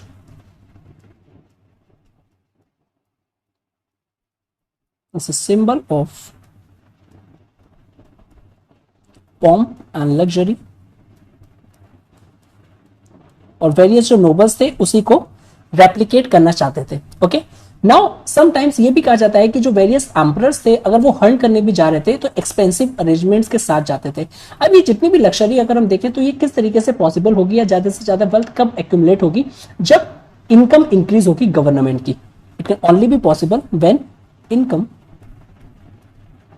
of government increases. अब ये किसके थ्रू होगी? रेवेन्यू के थ्रू होगी, आइदर वो एग्रीकल्चर से आए या फिर वो ट्रेड से आए। ओके, तो दिस टाइम हमको देखने को मिलता है बेसिकली कि यहाँ पे जो रेवेन्यू है उसको बढ़ाया जाता है। ओके, और सिंपली अगर हम कह सकते हैं ये जो इंक्रीज था it was due to the hard work of the peasants and various artisans. Peasants से क्या मिलेगा? एग्रीकल्चर पे लैंड रेवेन्यू मिलेगा और आर्टिशन से जो ट्रेड कर रहे हैं उस पे प्रॉफिट का शेयर मिलेगा। ओके, जो पीजेंट्स था वो लग्जरी में नहीं थी, उसकी जो लाइफ थी वो काफी ज्यादा बेसिकली मेहनत करता था। साथ ही साथ अगर हम ये देखें कि उसकी जो लाइफ थी वैसे ही सुबह से लेकर शाम तक वो मेहनत करता था और जो सेंचुरीज ओल्ड चली आ रही थी कि उसको क्या था, रेंट देना पड़ता था और सिंपली वो हमेशा ये प्रेयर करता था कि किसी तरीके से हार्वेस्ट जो है वो अच्छी हो जाए सो दैट वो टाइम पे जो टैक्सेस है उसको पे कर पाए। और 17th सेंचुरी में हमको ये भी विटनेस होता है कि उस टाइम पे जो टैक्सेशन था अर्लियर कितना चला आता था, 1/3। ओके, तो ये जो टैक्सेशन था बेसिकली ये 1/3 से ऑलमोस्ट हाफ हो गया था, तो ये इंक्रीज हो गया था और पीजेंट्स के लिए काफी स्ट्रगल करना पड़ता था इसको फुलफिल करने के लिए, यानी टैक्सेस को देने के लिए। ओके, साथ ही साथ ये जो एक्स्ट्रा इनकम आती थी टैक्सेस से ये कंप्लीटली सॉल्व आउट हो जाती थी। रीजन क्या था कि जो मुगल गवर्नमेंट में अगर हम देखें या मुगल एम्पायर में देखें, जो ऑफिसर्स थे उनको पेड किया जाता था, ऑफिसर्स वर पेड उनकी सैलरी के लिए, ठीक है, रेवेन्यू चाहिए होता था। साथ ही साथ जो एम्पायर था वो एक्सपेंड कर रहा था। ओके, या फिर सिंपली अगर हम कहें एम्पायर ग्रो लार्जर और उसके लिए मोर ऑफिसर्स चाहिए थे, रिक्रूट करने पड़ रहे थे एडमिनिस्ट्रेशन के लिए, उनकी सैलरीज के लिए, और साथ ही साथ आर्मीज को भी मेंटेन करना था। तो इन सब के लिए काफी ज्यादा लार्ज अमाउंट ऑफ रेवेन्यू चाहिए होता था और obviously last but not the least जो स्प्लेंडर था मुगल कोर्ट का उसके लिए भी ज्यादा से ज्यादा मनी चाहिए था। अब हम आर्टिशंस देखें, जो आर्टिशंस है वो भी काफी हार्ड वर्क कर रहे हैं बिकॉज उनकी जो इनकम है वो कहां से आएगी? उनकी इनकम ट्रेड से आएगी। और इंडिया उस टाइम पे अगर हम देखें, इंडिया एट दैट टाइम वो ट्रेड कर रहा था पर्शिया से, चाइना से, east Africa, Russia and western Europe से वो ट्रेड कर रहा था। ओके, और यहां पे जो शिप्स थे बेसिकली वेरियस यूरोपियन कंट्री से आते थे, सच एज पोर्चुगल हो गया, इंग्लैंड हो गया, इंडिया में आते थे और कार्गोस लेके वापस चले जाते थे। अब जो इंडियन मर्चेंट्स थे वो जो अपने गुड्स को बेचते थे काफी ज्यादा हाई प्राइसेस में बेचते थे और यही रीजन था बेसिकली इंडिया को काफी ज्यादा उस टाइम पे वेल्थ मिलती थी और अल्टीमेटली इसका एक शेयर मुगल एम्पायर में भी जाता था और उसके काफी ज्यादा वो जो एक्सपेंसेस होते थे मुगल एम्पायर के वो फुलफिल हो पाते थे। नाउ जो ट्रेड था अगर उस टाइम पे हम देख ले तो mainly in the hands of Hindu merchants और ये काफी इंपॉर्टेंट एक पॉइंट है। So trade at that time was under the control of Hindu merchants, means उनका डोमिनेंस बना के रखा हुआ था उन्होंने ठीक है। अब साथ ही साथ जैसे ट्रेड बढ़ रहा है वैसे ही एम्प्लॉयमेंट भी बढ़ेगा, तो increase in trade also resulted in the increase in employment. अब इंप्लॉयमेंट बढ़ेगा तो वेरियस टाउन्स एमर्ज होंगे बिकॉज आर्टिशियंस उसमें रहेंगे, ठीक है। अब ये जो टाउन्स थे ऑब्वियसली फर्निश्ड होंगे और विच इटसेल्फ काफी ज्यादा प्रॉस्पर करेंगे, वो जिस सिटी में रह रहे हैं आसपास उनकी, और ऑब्वियसली जो ट्रेड है उसमें काफी ज्यादा बेनिफिट करेंगे। नाउ इस टाइम पे वेरियस ट्रैवलर्स भी आए थे जिन्होंने बेसिकली नोट डाउन किया है और डिस्क्राइब करी है जो वेल्थ थी उस टाइम के टाउन्स की, चाहे वो लाहौर हो, दिल्ली हो, आगरा हो, बनारस हो, या फिर सूरत या मसूलीपट्टनम हो, ओके, तो उन्होंने मेंशन किया हुआ है। अब यूरोपियन मर्चेंट्स जो देखें वो काफी ज्यादा इंटरेस्टेड थे इंडियन टेक्सटाइल में और वो ज्यादा से ज्यादा ब्रॉड करना चाहते थे कार्गोज ऑफ मलमल, ठीक है। तो जो इंग्लिश थे और सिंपली यूरोपियंस की बात करें तो वो इंडियन से जो ट्रेड करते थे वो करना चाहते थे कि जो ज्यादा से ज्यादा जो कार्गोस हैं जिनकी ग्रेट डिमांड थी वो था मलमल, ये आता था ढाका से जो कि लोकेटेड है बांग्लादेश में, ओके। और जो सिल्क था उस टाइम पे वो आता था बनारस से, एंड कॉटन टेक्सटाइल वो आते थे सूरत से, अहमदाबाद जो कि लोकेटेड है वेस्ट कोस्ट पे, और साथ ही साथ मदुरई से भी आते थे, मदुरई से भी आते थे। अब हम इंपॉर्टेंट एक और चीज दैट इज द पेपर, ये जो पेपर था वो आता था मलाबार से, और इसके लिए ईगरली बेसिकली वो लोग लुक करते थे किस तरीके से इनके कार्गोस को एक्सट्रैक्ट किया जाए और ये फॉरेन ट्रेड किया जाए और उससे काफी ज्यादा प्रॉफिट होगा उनको। नाउ जो इंग्लिश थे इस टाइम पे काफी ज्यादा इंटरेस्टेड हो गए थे कि इंडियन में ट्रेड करने पे, बिकॉज उन्होंने सुना था जो इंग्लिश का जो और सिंपली सॉरी जो इंडियन का जो ट्रेड है वो काफी ज्यादा प्रॉफिटेबल है। यही रीजन था कि जो इंग्लिश मर्चेंट्स थे बेसिकली जो हल्के हल्के ट्रेड करना स्टार्ट कर दिया था, उन्होंने अपने आप को ट्रांसफॉर्म कर लिया एक ट्रेडिंग कंपनी में, ठीक है। तो English at that time transform them into a company and famously known as the East India company, और ऑब्वियसली जो मॉडर्न इंडिया है उसमें इसका इंपॉर्टेंट रोल है, ओके। अब इन्होंने जो फर्स्ट सेटअप करी थी फैक्ट्री वो करी थी सूरत में, तो ये again a factual question, first set up करी थी अपनी फैक्ट्री वो करी थी, sorry it's not a J, it's a Surat, Surat में करी थी उन्होंने, और उसके बाद बेसिकली अपने आप हल्के हल्के स्प्रेड कर दिया था उन्होंने अपना इस अरेंजमेंट को other parts of the coastal areas में।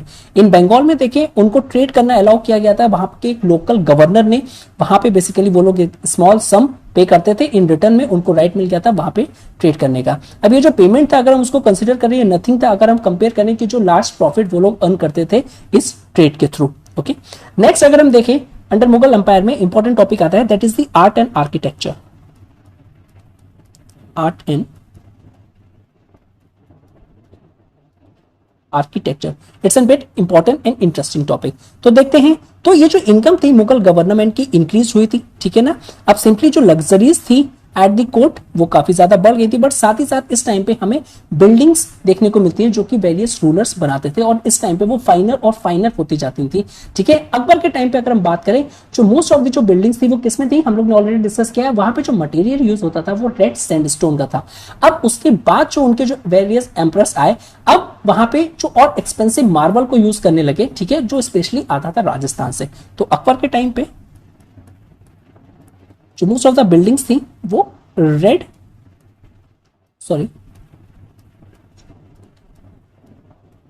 सैंडस्टोन की थी, लेकिन लेटर हमको एक्सपेंसिव मार्बल देखने को मिलता है, मकराना मार्बल, जो कि आता है राजस्थान से,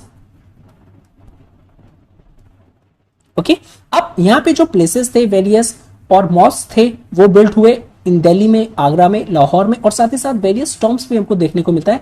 उनमें से एक फेमस यहां पे नोटेड डाउन किया गया that is the Imad ud Daula जो कि लोकेटेड है आगरा में। अब शाहजहां की अगर हम रेन देखें तो बेसिकली उनको रिमेंबर किया जाता है ब्यूटीफुल बिल्डिंग्स की और उनकी जो डिजाइन थी जो उन्होंने बेसिकली बिल्ड करे।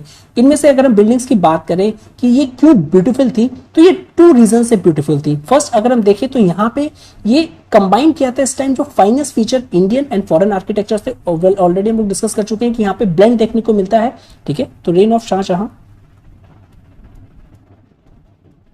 इस टाइम की जो बिल्डिंग थी बहुत ब्यूटीफुल क्यों थी, रीजन उसका क्या था, ब्लेंड देखने को मिलता है, बिकॉज जो फाइनेस्ट इंडियन एलिमेंट्स जो इंडियन आर्किटेक्चर में थे और साथ ही साथ जो फॉरेन आर्किटेक्चर में थे उसका ब्लेंड देखने को मिलता है, चाहे वो डोम्स हो, वेरियस शेप्स की डेकोरेटेड आर्चेस हो, टॉल मिनरेट्स हो, बैल्कनीज हो, ब्रॉड ड्रॉपिंग्स हो, या फिर स्मॉल पेवेलियंस हो, डेकोरेटिव फीचर जो कि कॉमनली फाउंड होता था इंडियन आर्किटेक्चर में। एक तो ये रीजन था, तो ब्लेंड और mixture of finest Indian architecture. और सेकंड मोस्ट इंपॉर्टेंटली अगर हम देखें, इस टाइम पे जो प्रोपोर्शन थे बिल्डिंग्स के, प्रोपोर्शंस ऑफ बिल्डिंग्स मीन्स जो मेजरमेंट था वो वेरी वेल बैलेंस्ड। कोई भी अगर बिल्डिंग होती थी, चाहे वो कोई पैलेस हो या फिर कोई टूम हो, ठीक है, तो उसको प्रोपोर्शंस का काफी ज्यादा एक वेल बैलेंस्ड रखा जाता था, ठीक है ना। और यही रीजन था कि जो ताज है वो एक तरीके का एक 7 वंडर्स ऑफ द वर्ल्ड में है और फेमस है थ्रू आउट द वर्ल्ड। लेकिन नेक्स्ट अगर हम औरंगजेब के टाइम पे देखें, तो औरंगजेब के टाइम पे हमको ये डिक्लाइन देखने को मिलता है इन दी इंटेंसिटी ऑफ आर्किटेक्चर और साथ ही साथ जो इंप्रेसिवनेस थी उसकी, दोनों में ही इंप्रेसिवनेस। अब ये जो इंप्रेसिवनेस है, ऐसा नहीं था कि हमको बिल्डिंग्स उस टाइम पे बिल्ड होती हुई नहीं दिखती हैं, बिल्डिंग्स होती हैं, लेकिन अब क्या था, अब वो कॉपी करने लगी थी जो कि ऑलरेडी और अर्लियर बिल्डिंग्स की थी, ठीक है, जो पहले बन चुकी थी। अब simply it was quite evident, जब जो पीपल है वो स्टार्ट कॉपी करने थिंग्स को फ्रॉम द पास्ट, तो इसका सिंपली एक मीन होता है कि उनके पास नो आइडियाज और सिंपली इमेजिनेशन नहीं है अपनी, ठीक है। तो इट्स क्लियरली रिफ्लेक्ट्स कि नो न्यू आइडियाज, कोई भी आइडियाज अब नए नहीं आ रहे हैं, और साथ ही साथ इमेजिनेशन अगर हम देखें अब वो उनकी अपनी नहीं रह गई है। तो इस तरीके से हमको डिक्लाइन देखने को मिलता है। अगर हम सारे मुगल एम्परर्स में देखें तो जहांगीर थे, उनको कंसिडर किया जाता है बेसिकली पेंटिंग से रिलेटेड, और कहा जाता है one who was fond of paintings. तो Jahangir was fond of paintings, उनको पेंटिंग्स का काफी ज्यादा शौक था। इवन बेसिकली वो रिकॉग्नाइज कर सकते थे कि जो उनके कोर्ट में वेरियस आर्टिस्ट थे, अगर एक पेंटिंग में किसी और मल्टीपल आर्टिस्ट ने वर्क किया है तो उसको वो रिकॉग्नाइज कर सकते थे कि किस पोर्शन का जो वर्क है वो किस आर्टिस्ट ने किया था। ओके, साथ ही साथ इनका जो कोर्स था, it was attracted many of the best artist of the time. उनमें से कुछ इंपॉर्टेंट है, that is the Bishan Das, Murad, Mansur and behzad। और साथ ही साथ ये जो जहांगीर थे ये एनकरेज करते थे अपने आर्टिस्ट को कि आप इंटरेस्ट लें in other schools of painting, so that आपको वहां से भी कुछ न्यू एलिमेंट्स मिले। साथ ही साथ ये काफी ज्यादा क्यूरियस थे with respect to the techniques जो कि यूरोपियंस अपनी पेंटिंग्स में यूज करते थे। ओके, और जब उनको ये दिखाया था, स्पेशली थॉमस रो ने, जब वो आए थे, बेसिकली हमने देखा था इंग्लिश ने उनको भेजा था, इंग्लिश किंग ने, तो इसमें हमको बिग चेंज देखने को मिलता है कि वहां पे पेंटिंग्स को जो न्यू एलिमेंट्स है वो अडॉप्ट किए गए थे।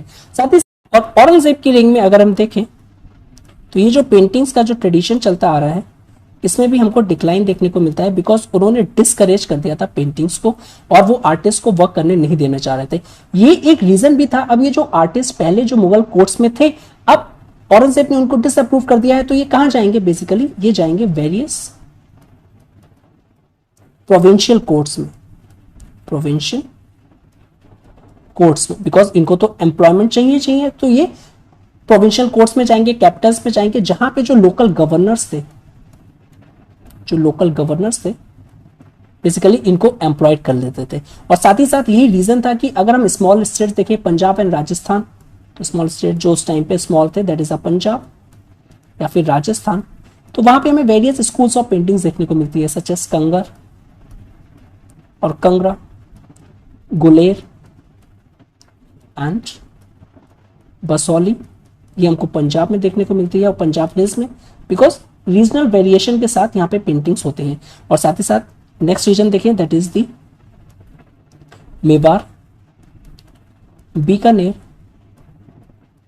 Bundi, Kota and Kishangarh etcetera. तो ये तो राजस्थान हो जाएगा, ठीक है। अनदर स्कूल ऑफ पेंटिंग जो इस टाइम पे फ्लरिश किया था, that is the Deccan school of painting. Deccan school of paintings. अब इसको एनकरेज किया था बीजापुरी किंग्स ने, बिकॉज उस टाइम पे वो लोग काफी स्ट्रॉन्ग होल्ड्स बनाए हुए थे, ठीक है, बीजापुर के जो किंग्स थे। So in many of this places जो पेंटिंग्स में जो काफी इंटरेस्ट था, it resulted in the some of the finest paintings हमको देखने को मिलती हैं 18th सेंचुरी की इन स्कूल्स में, ठीक है, चाहे वो राजस्थान स्कूल्स हो या फिर हमको डेक्कन स्कूल ऑफ पेंटिंग हो। नेक्स्ट सब टॉपिक इज म्यूजिक। सो जो अर्लियर किंग्स अपने आप को प्राइड करते थे बिकॉज काफी ज्यादा गुड म्यूजिशियंस उनके कोर्ट में रहते थे, परफॉर्म करते थे उनके लिए। और उस टाइम पे अगर हम मुगल कोर्ट में देखें तो हिंदुस्तानी और नॉर्थ इंडियन स्टाइल जो म्यूजिक का था वो काफी ज्यादा पॉपुलर था मुगल कोर्ट में। वंस अगेन जैसे ही औरंगजेब आते हैं, लेकिन मेक श्योर यहां पे जो औरंगजेब हैं अर्लियर टाइम पीरियड यानी जब वो किंग बने थे उसके कुछ टाइम पीरियड तक उन्होंने ऐसा कोई एक्शन नहीं लिया था, लेकिन लेटर, प्लीज मेक श्योर ये वर्ड हो सकता है कोई क्वेश्चन आए और वहां पे इसका आपको जरूर देखना होगा कि लेटर के बारे में पूछा या अर्लियर। तो लेटर ईयर्स में ये कंसिडर देखने को मिलता है कि वो डिसलाइक करना स्टार्ट कर दिया था उन्होंने म्यूजिक के लिए। और यही रीजन था कि जैसे पेंटिंग्स में जो वहां के जो आर्टिस्ट थे वो जो लोकल रूलर्स थे या फिर जो लोकल प्रोविंसेस थे, जो गवर्नर्स थे, उनके कोर्स में चले गए थे, ऐसा ही म्यूजिशियन के साथ भी हुआ। अब जो म्यूजिशियंस थे बेसिकली वो जो प्रोविंसेस थे या फिर जो स्मॉल किंगडम्स में वहां पे चले गए थे और उनको एम्प्लॉयमेंट तो चाहिए था, यही रीजन था। नाउ साथ ही साथ ये भी देखने को मिलता है some however remained at the Mughal court because जो नोबल्स थे अभी भी उनके पैट्रॉन्स थे, ठीक है। और साथ ही साथ न्यू स्टाइल ऑफ सिंगिंग चाहे वो ख्याल हो वो भी डेवलप हुआ था मुगल कोर्ट में। तो ख्याल was also seen develop in the Mughal court, उसका डेवलप भी होता है। थुमरी अगर हम देखें वो जो वेरियस ये न्यू सेंटर्स जो थे जहां पे ये बाद में जो म्यूजिशियंस गए थे वेरियस प्रोविंसेस में या फिर वेरियस स्मॉल किंगडम्स में, वहां पे इसका डेवलपमेंट देखने को मिलता है। नाउ अदर स्टाइल अगर हम ध्रुपद की बात करें उसके भी वेरियस पैट्रॉन्स थे। तो ये सारे फॉर्म है म्यूजिक के, ठीक है, अलग अलग, इसमें कुछ वेरिएशन है इसलिए इनको अलग अलग नाम से जाना जाता है। ओके, अगर हम कार्नेटिक म्यूजिक की बात करें, जिस तरीके से हिंदुस्तानी म्यूजिक नॉर्थ में रहा था उसी तरीके से कार्नाटिक म्यूजिक मोर पॉपुलर था इन दी पेनिनसुला रीजन में, या फिर अगर हम कहें साउथ इंडिया में। Next is literature. सो जो मुगल एम्परर्स थे वो पैट्रॉन्स थे लिटरेचर एंड लर्निंग के, ओके, और काफी ज्यादा वो इंटरेस्ट करते थे इन दोनों एक्टिविटीज को पैट्रोनेज प्रोवाइड करने में। साथ ही साथ ये भी देखने को मिलता है कि जो रॉयल फैमिली जो इटसेल्फ प्रोड्यूस करते थे writers and scholars of distinctions, okay, various words उनके भी मेंशन है।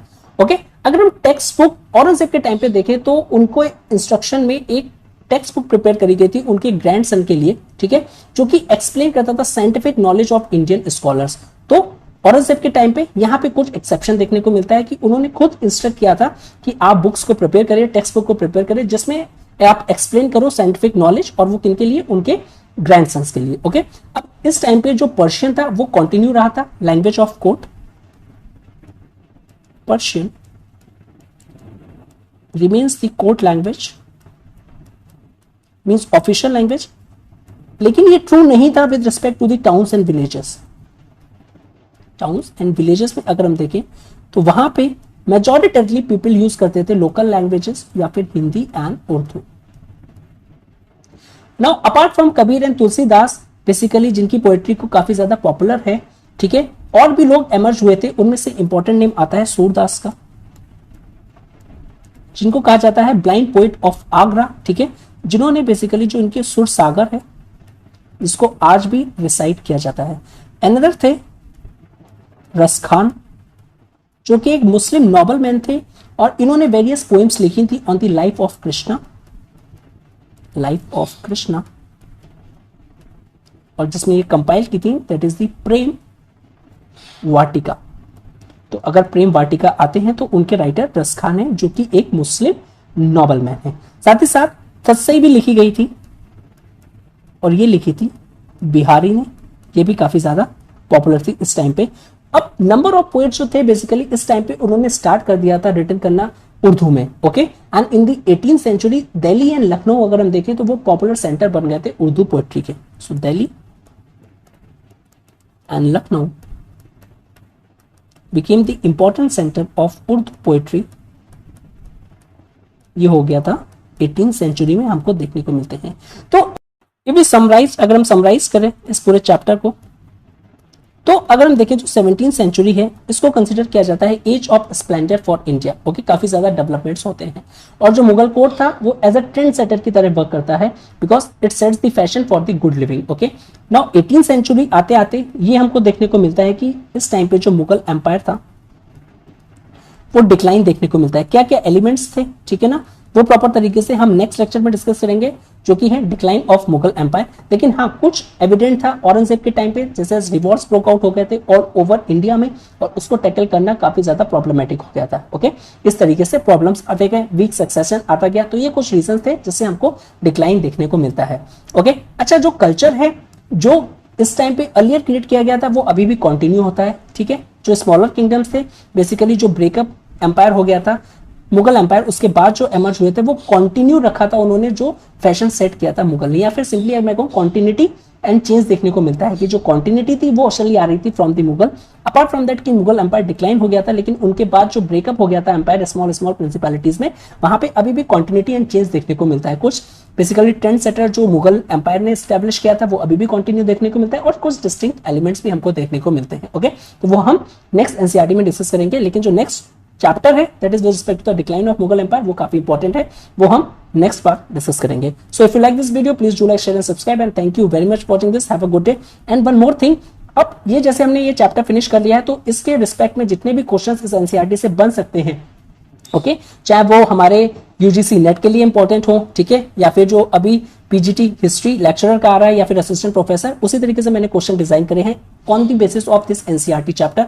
तो वो इसके नेक्स्ट लेसन में आएगा, ठीक है। तो उसका आप लोग फर्स्ट चैप्टर को गो थ्रू कर लीजिए और उसके बाद जो क्वेश्चन है उसको अटेम्प्ट कर लीजिए, या फिर ऑलरेडी अगर आप इस चैप्टर को गो थ्रू कर चुके हो तो प्लीज अटेम्प्ट द क्वेश्चंस, तो आपको पता चल जाएगा कि आपकी जो प्रिपरेशन है वो कितना ठीक है या कितना नहीं, okay. So yes, thank you very much watching this and have a good day and stay safe.